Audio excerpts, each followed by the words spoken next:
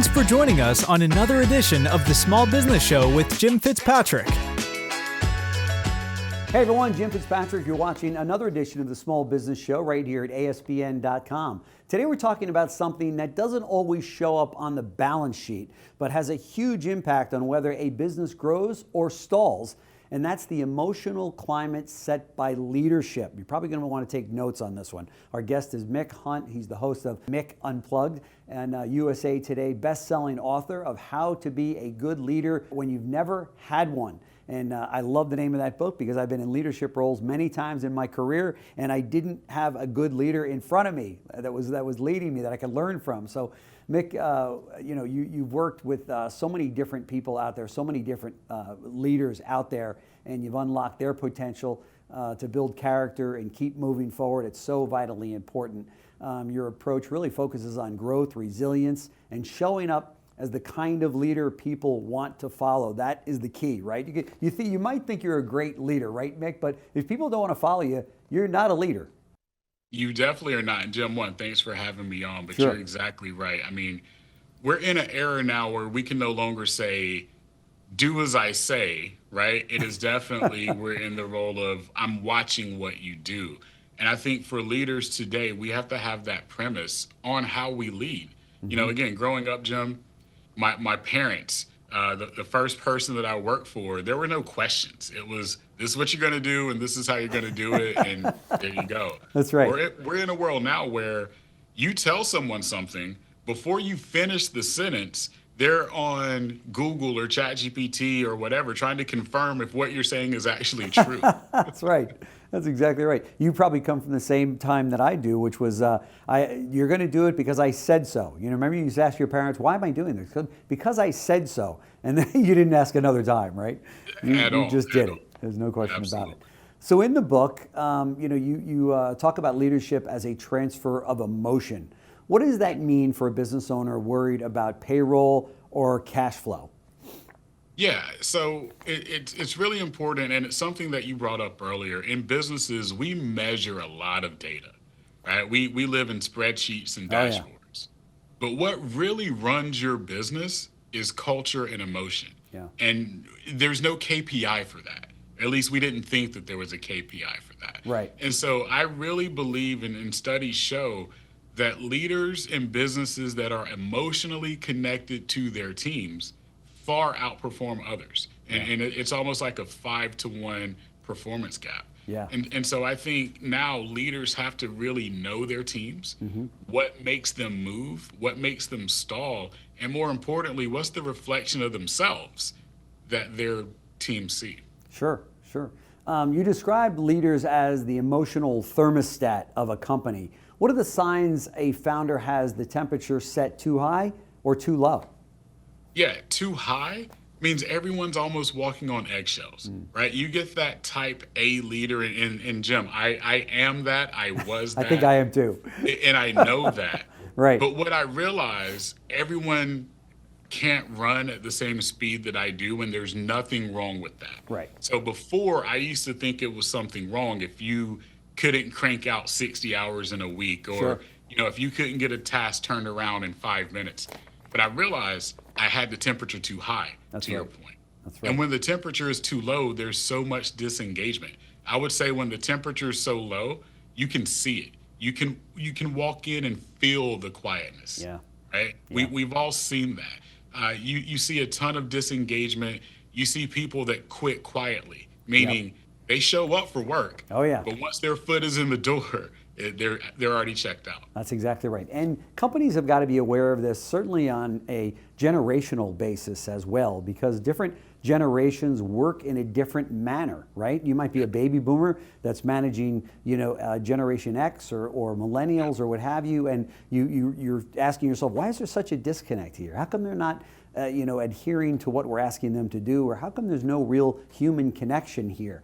And it could just be simply a situation of a generation, we used to say generation gap, but that's really what it could be, right? That they learn things differently, they do things differently than maybe I did in my generation, right? Absolutely, and they appreciate different things, right? If we talk about the younger generation, and I hate using age, but it's fact. Sure. They don't care about the 401k or pension plan or benefits like we did growing Right. up, right? Like Jim, I'm sure you have friends that have been at the same job Oh, yeah. forever Yep. and will never leave That's right. because the pension or 401k won't allow them to. Right. Doesn't mean they love their job. They just won't leave. That's Right? exactly right. And so I think people in the younger generation have to understand that sometimes people are loyal to not the job, but to the circumstances of the job. Yeah. And vice versa. I think the older generations have to understand that the younger generation, hey, they're their own superstars, right? Yeah. Anyone with the phone today is an entrepreneur. So they are going to want to do other things and have other interests, and they can still do the job that you're asking them to do. Yeah. They just might not show you the focus that you want to see. It doesn't mean that they're not focused, though. So understanding those generational gaps, but more importantly, what are the values of the generations? Like, as a leader, you've got to understand that. That's right. That's right.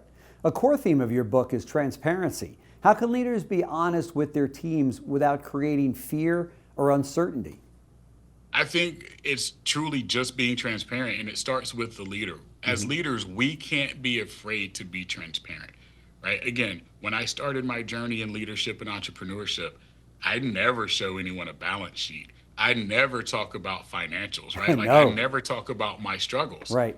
But when I started growing was when we did share outcomes and outputs and clear vision. And to me, transparency starts with creating and sharing that clear vision. Sure. If I know what Jim expects from me, I can deal with all the circumstances. If Jim is going to be transparent about where I stand or how I contribute to a win, then everything's good. And that's what transparency means. You don't have to share balance sheets, right? Right. But you definitely need to share a vision and how people contribute to that vision. Sure. What do you say to the business owner that's listening right now to us have this discussion, and they say, Mick, I hear what you're saying on the transparency, and as much as I would like to share some of this very valuable data with my team, if the data comes out that, hey, the company is losing money as we speak, am I going to scare my good employees off? Are they going to start looking for a job to say, oh, we just saw the balance sheet and it doesn't look real promising. I don't know how sustainable this is. Or the flip side of that is for those company owners that say, I showed them the balance sheet and they saw millions of dollars in profits. And guess what? They come in and now they want a raise. They want to talk to me about a raise because maybe they weren't aware that the company was doing so well. What do you say to that business owner?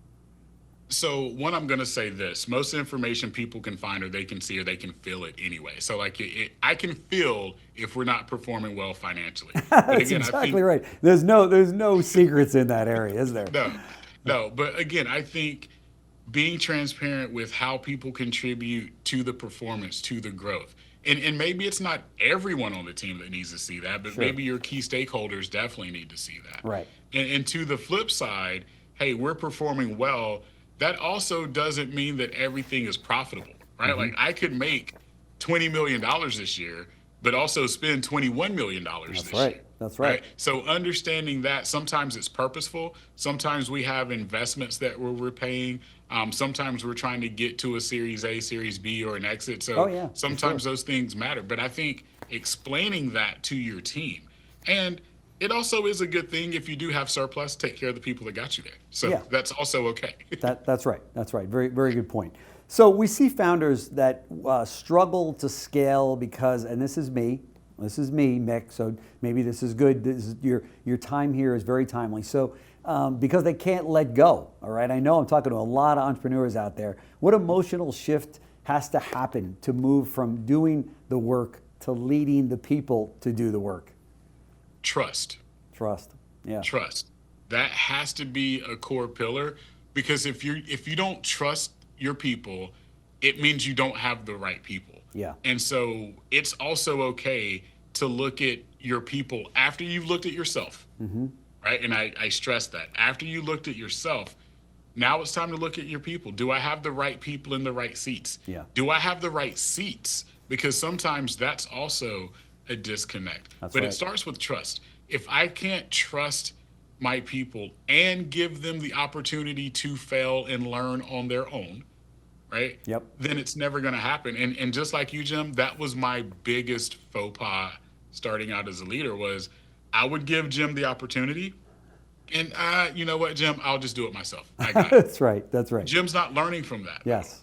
Right. Yes. And so you've got to have the trust, and you've got to make sure you've got the right people that can right. do what you expected. Or here's what I want you to do, Mick, and now I'm going to show you exactly how to do it every time, rather than trusting you that you might have a different way to do it than I did. Doesn't necessarily mean it's right or wrong. It's just Right. different than the way I did it.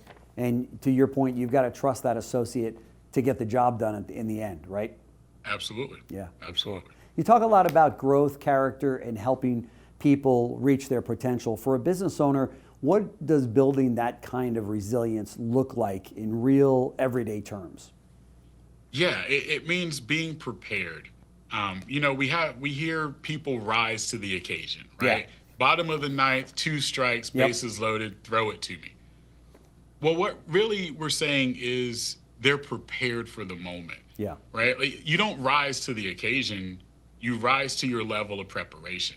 Yeah. And so I think for all leaders, being prepared helps you stay resilient because you've been in those situations, right? Michael Jordan, as great as he is and as great as he was, he will tell you, you never saw him take a shot or make a move that he didn't practice 1 billion times. Oh boy, that's for sure. That's Because right. in the moment, it would become natural. Yeah. So you never saw Michael Jordan taking half-court shots or three-quarter shots because he didn't practice that. He wasn't prepared for that. That's right. But you see him go up in the air, bring the ball down, and go back to the other hand because he's seen that before. And so for leaders, that's what resiliency is about. It's, can you put yourself in those situations mentally and physically so that when they happen, you're conditioned to make things happen or to make the right move. That's resiliency. When you see people quit, when you see people stop, it's because they don't know what to do because they haven't prepared for it. Yeah, exactly. I agree. Mick, for the entrepreneur watching us right now who feels emotionally burned out or unsure they're leading the right way, what's one principle from your book that they can apply today? One, I'm going to say be present. Being present for your team, while it might not sound like it's an emotional connector or relief for you, it actually is. A lot of times when we're strung out or we're stressed, it's to what you just talked about, Jim. Maybe you don't trust someone, or maybe my team isn't performing. Well, maybe it's because they haven't seen you. And that's physically, and we're in a hybrid world, sometimes remote world. Intentionally plan to be present for your team. Again, growing up, Jim, we used to hear about the open door policy. I talk to companies all day, and I usually start off with, how many of you have an open door policy? Raise your hand. Every hand goes up. 1,000 people put their hands up, Of right? course. Well, in 2026, Jim, if you have an open door policy, people are coming in with resignation letters. Yeah. Right? Like, no one's waiting to come into your open door. As a leader, you've got to be present, connect, and know your team. Yeah. And so I always tell folks that's the first place to start, because every good leader that I know, there's 4 qualities, but the first one is them being present. Yeah. And that helps your emotional stress level, because I know Jim. I know what Jim's strengths are. So I know what to give Jim. I know what not to give Jim, right? I know that Jim trusts me and I trust him. And that's where everything begins, with presence. That's right. That's right. Mick Hunt, and thanks so much for joining us on the show today. Very much appreciated. The book is How to Be a Good Leader When You've Never Had One. I think it's a phenomenal book. I think it's a phenomenal title of a book. Please, we're going to make it real easy for everybody to get their copy. I highly recommend you do this. Right underneath the video that you're watching right now on our homepage, there will be a link to take you right over to get your copy of it, which I highly recommend you do if you are leading people or you're going to be leading people, you're just starting your business out, or maybe you've been running for 10 or 20 years and you just haven't fixed the leadership issue. This book may do just that for you. So Mick Hunt, thank you so much for joining us today. Hopefully we can do a follow-up with you, because I've got about 10 more questions that time doesn't permit me to ask. So thanks so much. I'm available whenever, Jim. I appreciate you for having me. Awesome. Thank you. Thank you. Thanks for watching another edition of the Small Business Show with Jim Fitzpatrick, exclusively on ASBN.com.